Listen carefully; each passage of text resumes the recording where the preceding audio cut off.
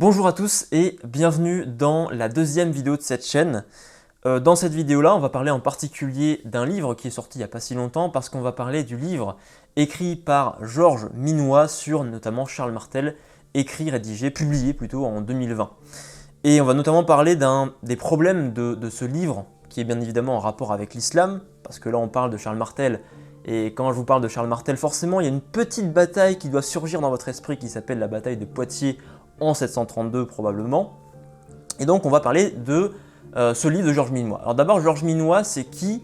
Alors, de ce que j'ai pu voir, c'est quand même quelqu'un avec une bonne formation historique, sauf que, il n'y a pas vraiment de sauf, mais c'est surtout qu'il a écrit beaucoup de biographies. Donc c'est pas un historien qui s'est spécialisé dans un sujet en particulier, c'est en grande partie un biographe qui, je pense, dont les œuvres sont surtout intéressantes pour le grand public. Donc il y en a plein de biographies différentes, je pense que vous pourrez aller voir les sites, que ce soit Amazon ou d'autres sites, pour voir tout ce qu'il a fait, tout ce qu'il a écrit, notamment donc il a écrit récemment une biographie de Charles Martel. Donc alors pour replacer un petit peu, l'événement dont on va parler aujourd'hui, c'est bien évidemment la bataille de Poitiers, on va essayer de le replacer un petit peu dans l'histoire. Pour ceux qui voudraient d'ailleurs avoir plus d'informations sur le sujet, j'en ai fait une vidéo sur ma chaîne Averroès. Donc Poitiers, ça se passe en 732, ça se passe plutôt de Tours d'ailleurs, on pense plutôt que de Poitiers. C'est une bataille qui arrive après la conquête établie, faite par les arabo-musulmans, ou plutôt par les berbères et les arabes de la péninsule ibérique. Donc là on est au début des années 710. Entre les années 711 et 724 en fait, les berbères et les arabes vont conquérir d'abord quasiment toute l'Espagne, à part les Asturies, puis aussi vont conquérir une partie de la France actuelle, du sud-est de la France, qui est en fait la Septimanie, l'équivalent du Languedoc, et ils vont passer alliance aussi avec la Provence et le patrice Moronte. Pendant ce temps-là, donc, il y a pas mal de guerres qui vont avoir lieu, notamment contre Toulouse, et notamment contre le duc d'Aquitaine, qui est Eudes d'Aquitaine. Et puis donc, en 731-732, c'est le gouverneur d'Al-Andalus de l'époque, qu'on appelle Abdelrahman al-Rafiki, qui va remonter donc tranquillement plus ou moins vers Bordeaux, qui va d'abord battre Eudes d'Aquitaine et puis qui va continuer de remonter jusqu'à être confronté aux troupes de Charles Martel, qui d'ailleurs, je le rappelle, Charles Martel est le maire du palais de l'époque, c'est en quelque sorte le chef des Francs, mais il a sous son commandement beaucoup d'hommes qui sont originaires d'origines géographiques diverses en fait, donc c'est pas que des Francs, hein, très loin de là. Donc voilà un petit peu pour replacer les choses. Et en fait, le problème dans l'œuvre donc Charles Martel de Georges Minois, c'est qu'il va nous dire que la bataille de Poitiers, alors déjà pour lui c'est une opération de conquête, d'accord, mais surtout le plus dangereux je trouve quand on veut étudier ce phénomène-là, cet événement-là, du point de vue historique de manière sérieuse, c'est qu'il va nous dire que en fait la bataille de Poitiers c'est une opération en grande partie religieuse. Autrement dit, ça veut dire quoi? Ça veut dire que cette campagne menée par Abdelrahman, eh bien, ce serait une opération de djihad. Et là, on va se demander donc, dans cette vidéo, est-ce que finalement, les événements sont aussi clairs que ce que pense ou que ce que veut nous montrer Georges Minois? Est-ce que finalement, cette lecture de Georges Minois, c'est pas une lecture biaisée? Est-ce que finalement, c'est aussi simple? Est-ce que les faits sont aussi simples? Est-ce que vraiment la religion a eu un poids majeur? Est-ce qu'on le sait véritablement? Troisième chose, est-ce que donc, on peut affirmer ça, que Poitiers est une opération de djihad et aussi une conquête? Est-ce que c'est défendable historiquement? Est-ce qu'on peut l'affirmer de manière sûre et certaine? Bien évidemment, vous verrez que c'est plus complexe. Donc, quels sont les principaux buts de cette vidéo? C'est que vous compreniez d'abord que l'histoire, c'est une histoire qui est complexe, donc on ne peut pas affirmer des choses aussi simplement, surtout pour des époques aussi anciennes que le 8e siècle, et aussi surtout que vous soyez capable de développer votre esprit critique, que vous vous posiez les bonnes questions quand vous faites face à des discours sur l'histoire, notamment quand c'est pas forcément des ouvrages historiques faits par des historiens vraiment chevronnés et vous voyez qu'il n'y a pas derrière ça tout un appareil critique, vraiment des recherches poussées.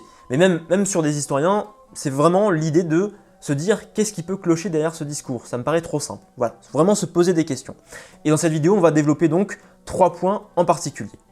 Le premier point, qui est dangereux vraiment quand on va lire des livres d'histoire, notamment encore une fois sur les périodes anciennes, même sur les périodes plus récentes, ça pose aussi problème, c'est de lier l'histoire à la psychologie. Alors, qu'est-ce que je veux dire par là? Je veux dire que souvent, quand on écrit bien sûr un ouvrage pour le grand public, le but c'est que ça soit sexy, entre guillemets.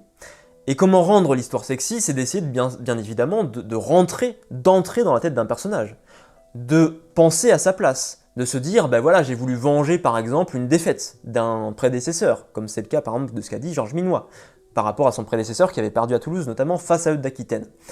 On va essayer de rentrer dans sa tête pour faire vivre les choses, et pour que le grand public puisse s'accrocher à l'histoire, parce que bien évidemment, l'histoire en elle-même, on peut la faire devenir assez aride, mais on peut aussi la faire vivre par la psychologie.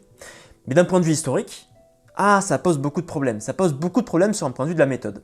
Donc on va citer en l'occurrence le passage qui pose question, il y en a d'autres, mais j'en ai surtout cité un seul, qui se situe je pense à la page 256-257, parce que j'ai pas l'ouvrage en papier, je l'ai vu sur internet, et que la pagination n'était pas très bien faite. Donc vous m'excuserez si ça ne correspond pas complètement à la page exacte.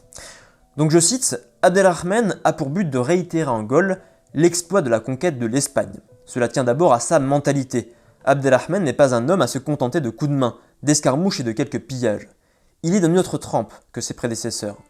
Très pieux, appartenant à l'élite des croyants, il a participé à la grande aventure de la conquête du royaume wisigoth, au cours de laquelle il a pu voir comment une poignée de combattants arabes et berbères pouvait en 2 ans soumettre un immense territoire de plus de 800 km du sud au nord, de Gibraltar aux Pyrénées, et abattre un puissant royaume vieux de 2 siècles.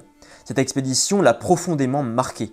Il a aussi participé à la grande expédition de 721, qui était déjà indéniablement une entreprise de conquête, comme un des chefs de la grande armée d'Al-Samh, Al-Samh étant l'ancien gouverneur. Il rêve de venger l'échec devant Toulouse. Donc là, vous voyez vraiment ce que je vous ai dit, on rentre dans la tête d'Abdelrahman, complètement.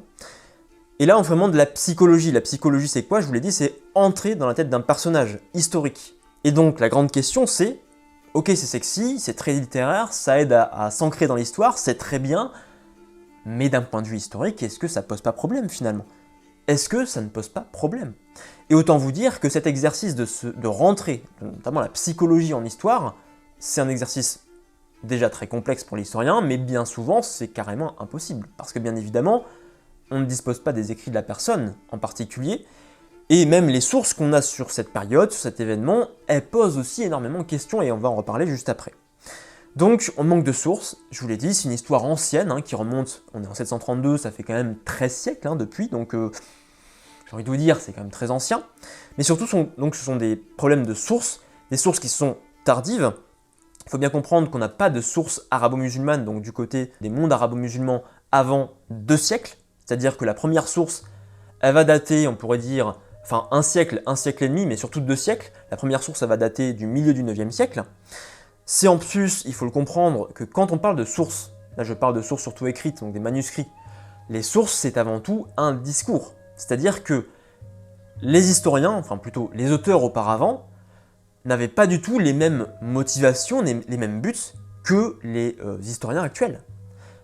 Notre but, je ne suis pas historien, mais les buts des historiens aujourd'hui, c'est, objectivement parlant, de retrouver la vérité. De chercher au maximum de retrouver la vérité historique. Les auteurs auparavant au Moyen-Âge, mais même à des époques pas si anciennes que ça, leur but c'est de donner sens à l'histoire. Ce n'est pas tellement de retrouver la vérité. C'est que l'histoire fait avant tout sens. Et donc on va surtout calquer notre propre manière de concevoir l'histoire, notre propre manière de concevoir le passé, notre propre manière de concevoir la religion, ici l'islam, sur des événements passés. Le deuxième point qui fait problème, donc le premier point c'est la psychologie, c'est de voir de Poitiers, la bataille de Poitiers, comme une conquête. Alors, ça a fait beaucoup de débats parmi les historiens, est-ce que finalement Poitiers est une simple escarmouche, une simple razzia, donc simplement les Arabes, les Berbères avaient voulu simplement faire du butin, ou alors est-ce que c'est vraiment une conquête, avec une armée qui avance et qui veut s'implanter au fur et à mesure de son avancée. Donc je ne vais pas le traiter aujourd'hui, c'est un sujet qui est extrêmement complexe. Je l'ai traité déjà notamment sur ma vidéo sur la chaîne principale, la première chaîne, la chaîne Averroès, donc si ça vous intéresse, je vous invite à aller la voir. J'ai même fait un cours dessus, plutôt des entretiens, j'ai mené 2 entretiens avec Christophe Naudin et Mehdi Rurgat sur ce sujet, donc si ça vous intéresse, vous avez les 2e et 3e liens qui vont surtout le 2e lien qui vont directement vous montrer tout ça. Le 3e point qui est important, et on va se focaliser sur celui-là, c'est d'affirmer que la bataille de Poitiers serait une campagne menée dans un but religieux, donc dans un but de djihad. Et le problème, c'est qu'on va encore une fois revenir aux sources, parce que les sources, les textes, donc les sources, hein, si on devait résumer les choses, si vous ne le savez pas, c'est les témoignages du passé. L'historien, bien sûr, préfère les témoignages qui sont contemporains, hein, de l'époque sur laquelle il travaille. Donc témoignages du passé qui soient des manuscrits, qui soient des témoignages plutôt, je dirais, matériels, archéologiques. Donc qu'est-ce qu'on retrouve dans le sol? Donc ça peut être des pièces de monnaie, ça peut être des sceaux, ça peut être du bâti, ça peut être aussi de l'iconographie à travers, je sais pas, des pavements. Donc l'iconographie, c'est l'étude des images, l'étude des figurés visuels en fait. Mais surtout, ce qui va nous intéresser ici, parce que sur Poitiers on a assez peu de sources archéologiques, c'est les sources littéraires, les sources textuelles finalement. Et donc, de quand datent ces sources? C'est ça qui nous intéresse, on est là en 732, de quand datent ces sources?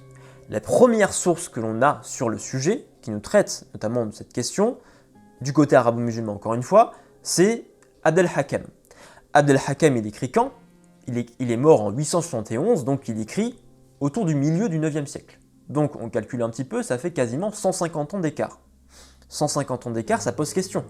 Parce qu'évidemment, niveau pertinence des faits et précision du propos, ça pose question. Deuxième auteur, c'est Ibn al-Qutiyya. Ibn al-Qutiyya, il l'a écrit quand? Au milieu du Xe siècle. Donc là, on est plus de 2 siècles après Poitiers. Donc là encore, ça pose problème. Autre source, c'est les Akhbar Majmoua, qui eux sont écrites entre le 10e et 11e siècle, et aussi le Fath al-Andalus, qui lui est écrit à la fin du 11e siècle. Donc au final, on a une source première qui est écrite 150 ans après, et après, directement, on saute à plus de 200 ans après, et encore, pour les autres sources, plus de 200 à 300 ans après.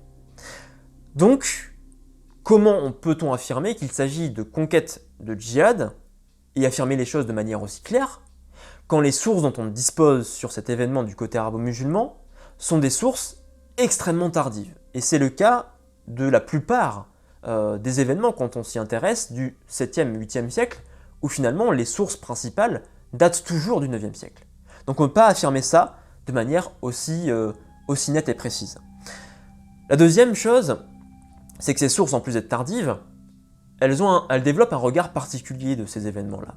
Et notamment, c'est une notion qui est importante, je vous l'ai dit, hein, l'œuvre de Abd al-Hakam, c'est Futuh Misr. L'œuvre qui arrive par la suite, c'est Fath al-Andalus. Ça veut dire quoi? La notion de Fath, elle est très importante. Donc dans le Coran, c'est notamment un titre d'une sourate du Coran, on peut le traduire par victoire. Sauf que, en fait, au fur et à mesure, ces auteurs-là, notamment qui vont écrire sur l'histoire des conquêtes, ils vont utiliser ce terme de Fath pour décrire les conquêtes comme des conquêtes d'ouverture. En fait, le Fath, c'est une ouverture. Ça veut dire quoi? Ça veut dire que toutes ces conquêtes, pour ces auteurs-là, elles ne sont pas vues principalement comme des conquêtes politiques et militaires, mais c'est avant tout l'ouverture des territoires à l'islam. Ça veut dire quoi? Ça veut dire que ces conquêtes, elles ne sont pas forcément dues à des combattants, ce n'est pas les combattants qui ont réussi, qui ont permis de conquérir tous ces territoires, c'est Dieu. Et les combattants, ce sont finalement les instruments de la volonté divine. Donc là, on comprend mieux pourquoi finalement, on aurait dans ces œuvres-là l'idée que la bataille de Poitiers, qui est d'ailleurs assez peu présente, la bataille de Poitiers, elle serait entourée d'une aura religieuse. D'ailleurs, hein, la bataille de Poitiers, on l'appelle c'est le chemin des martyrs. Et pourquoi on appelle ça le chemin des martyrs? Parce que c'est l'idée que derrière ça, on aurait mené le djihad et que les personnes qui seraient mortes sur place, ce seraient devenues des martyrs. Sauf que ça, c'est une vision postérieure, c'est une vision religieuse, en lien avec le Fath. D'ailleurs, le Fath, ça a donné lieu à tout un genre littéraire. Je vais citer ici 2 œuvres, mais il y en a plein pour d'autres conquêtes, de la Syrie, de l'Irak, etc., etc. Et donc, finalement, Georges Minois, on ne peut pas dire si c'est de manière innocente ou de manière volontaire, il se fait avoir par ces sources tardives et cette vision que ces sources développent sur ce passé. Je vais vous citer d'ailleurs un passage dans l'œuvre de Georges Minois où on voit bien que finalement sa vision elle est tronquée par ces sources-là. Donc il dit la chose suivante: pour les musulmans des 7e et 8e siècles, la rapidité de la conquête lui confère un côté quasi miraculeux, et ne peut être que le signe de l'approbation d'Allah. Comment expliquer autrement le succès fulgurant d'une poignée de nomades du désert qui anéantissent en quelques années d'énormes empires orientaux multiséculaires et parviennent jusqu'aux confins orientaux de l'Europe, où ils balaient en 2 ans la vieille monarchie visigothique.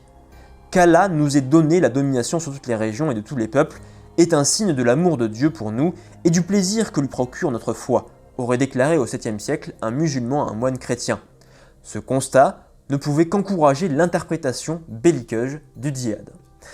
Donc, on voit bien qu'ici, la vision que nous transmet en fait Georges Minois, c'est une vision tardive, sauf qu'il ne nous dit pas dans le texte. Et c'est ça qui fait la différence entre un travail d'un historien et malheureusement un travail qui va avant tout être un discours plus qu'un travail d'historien en fait. Parce qu'il ne nous dit pas les choses clairement. Vous allez me dire maintenant que très bien Romain, tu nous as parlé des sources arabo-musulmanes, peut-être qu'on aura des sources latines, des sources chrétiennes qui nous parlent plus précisément de la bataille de Poitiers. Alors oui, on a des sources surtout plus contemporaines qui nous parlent de cette bataille. On a notamment la chronique mozarabe et la chronique arabo-byzantine qui datent de la première moitié du 8e siècle. On a aussi Paul Diacre, qui est un auteur qui a surtout vécu dans la seconde moitié du 8e siècle, donc il n'est pas vraiment contemporain de la bataille parce qu'il doit avoir une dizaine d'années à l'époque, mais quand même, il est plus ou moins contemporain. Et il écrit notamment son Histoire des Lombards. Et on a aussi d'autres sources contemporaines, comme par exemple la chronique de Moissac, qui sont plus locales, et j'en reparlerai notamment pour ceux qui veulent dans le PDF qui est disponible dans le premier lien dans la description. Mais le problème, encore une fois, c'est que ces sources chrétiennes latines, notamment le Paul Diacre, qui est surtout utilisé alors par Georges Minois d'une part, mais surtout par Laurent Deutsch par exemple, qui vont nous dire que bah oui, la bataille de Poitiers c'est une opération de conquête, c'est une opération où la religion a été importante du côté des musulmans, donc une opération de djihad, il se base sur Paul Diacre. Sauf que cette source, elle a vraiment, là aussi, mais comme les sources arabo-musulmanes, et Paul Diacre en l'occurrence ici, elle transmet un discours avant tout. Et il y a notamment beaucoup d'approximations dans ce discours-là, qui pose problème.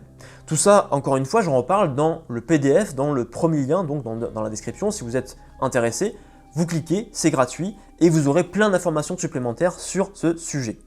Donc c'est vraiment la question que vous devez vous poser quand vous êtes face à un discours qui paraît trop simple, trop affirmatif, c'est revenir aux sources. Sur quelles sources se base cet historien? Déjà, s'il ne cite pas ces sources, ça pose problème, ça pose question.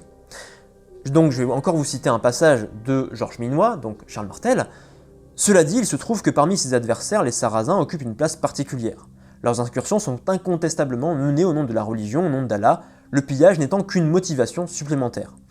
Abdelrahman, ses prédécesseurs et ses successeurs sont des djihadistes dans le sens littéral du terme.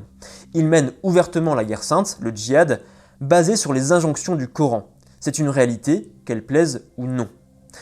Là, ce qui nous intéresse ici, c'est vraiment la question du djihad. Encore une fois, déjà, je vous l'ai dit, c'est cette vision que l'on a de cette bataille de Poitiers côté arabo-musulman, c'est une vision des sources du passé, du postérieur. Ce n'est pas la vision qu'avait sans doute, peut-être, on ne sait pas, on ne saura jamais, on ne sait pas quelle vision avaient les conquérants arabes et berbères de l'époque, du début du 8e siècle. Aussi, concernant le djihad, tout particulièrement, cette notion, qu'est-ce qu'on en connaît de cette notion?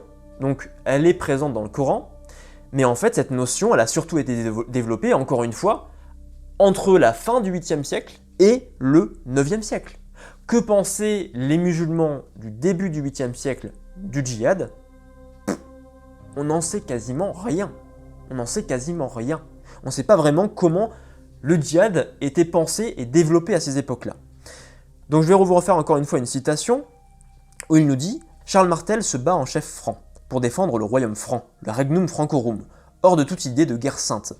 Abdelrahman et ses successeurs, au contraire, mènent consciemment le djihad, conquérir pour convertir. » Donc, on voit bien qu'ici, l'avis de Georges Minois, elle est tranchée, il nous dit « c'est une guerre de djihad ». Et celui qui dit le contraire, il a tort. Il a tort. On le sait pertinemment. La vérité, c'est que non, on ne le sait pas pertinemment. Parce que les sources ne nous permettent pas de dire cela, de l'affirmer. On ne peut pas affirmer quelque chose comme ça. Donc l'histoire, en fait, ce que je voudrais que vous compreniez à la fin de cette vidéo, c'est que l'histoire, dans cette idée-là de la bataille de Poitiers, c'est avant tout des questions. Bien souvent, c'est bien plus des questions, des hypothèses, que des réponses pures et simples. Les réponses, c'est pur et simple, c'est-à-dire qu'on pose une réponse, une affirmation, c'est comme ça, c'est pas autrement. Mais pour des époques aussi anciennes, En vérité, c'est beaucoup plus complexe. Donc si vous voulez en connaître plus sur ce sujet de la bataille de Poitiers, notamment les sources qui sont vraiment essentielles à comprendre, ça va vous servir non seulement pour bien comprendre cette bataille de Poitiers, mais aussi, je vous l'ai dit, à développer votre esprit critique et à mieux penser, à réfléchir à plein d'autres sujets différents qui sont liés à l'histoire, mais aussi à d'autres sujets. Donc dans le PDF qui est disponible dans le premier lien dans la description, de quoi on va parler, on va faire d'abord un topo sur la bataille de Poitiers. Est-ce que c'est une razzia? Est-ce que c'est une conquête? Est-ce qu'on sait un petit peu ce qui est le plus probable de l'un par rapport à l'autre? Deuxièmement, on va parler aussi des sources sur lesquelles qui nous permettent d'étudier l'histoire d'Al-Andalus et aussi l'histoire de la bataille de Poitiers. Quelles sont-elles? Quelles sont ces sources? Quelles sont leurs problématiques? Troisièmement, on va parler de l'importance d'analyser ces sources, donc la datation, quel discours ces sources nous transmettent. Encore une fois, le but, c'est vraiment de développer votre esprit critique et que vous parveniez à remettre en question des discours trop simplistes, trop binaires. Encore une fois, si vous ne le savez pas, cet épisode il sera aussi disponible en podcast. Donc pour ceux d'ailleurs qui m'écoutent en podcast, n'hésitez pas à mettre aussi une petite note et aussi si vous êtes intéressé par le PDF, à venir sur la vidéo pour télécharger le PDF. J'espère en tout cas que cette vidéo vous aura plu. N'hésitez pas encore une fois à me poser aussi vos questions. Je répète souvent, posez vos questions, me dire ce que vous pensez de tout ça. Posez vos questions parce que ça va sans aucun doute permettre de bâtir un nouveau contenu. Enfin, le contenu de cette chaîne, il va aussi se nourrir pleinement des questions que vous allez me poser au cours de chaque vidéo. Donc posez-les, c'est extrêmement important. Sur ce, je vous invite encore une fois à aller voir le PDF. J'ai aussi un groupe Telegram si vous voulez aller plus loin sur votre compréhension de l'histoire de l'islam et aussi l'histoire arabo-musulmane et de l'islam. Vous pouvez vous inscrire au groupe Telegram. Parce que Telegram, je peux vous transmettre des audios, je peux vous transmettre des images, des textes, des photos, vous tenir au courant de tous les projets que je fais en ce moment, notamment un projet d'écriture qui est très important pour moi. Donc je vais vous en parler de tout ça très bientôt. Et sur ce donc, on se retrouve pour la prochaine vidéo. Et comme toujours, bien sûr, portez-vous bien.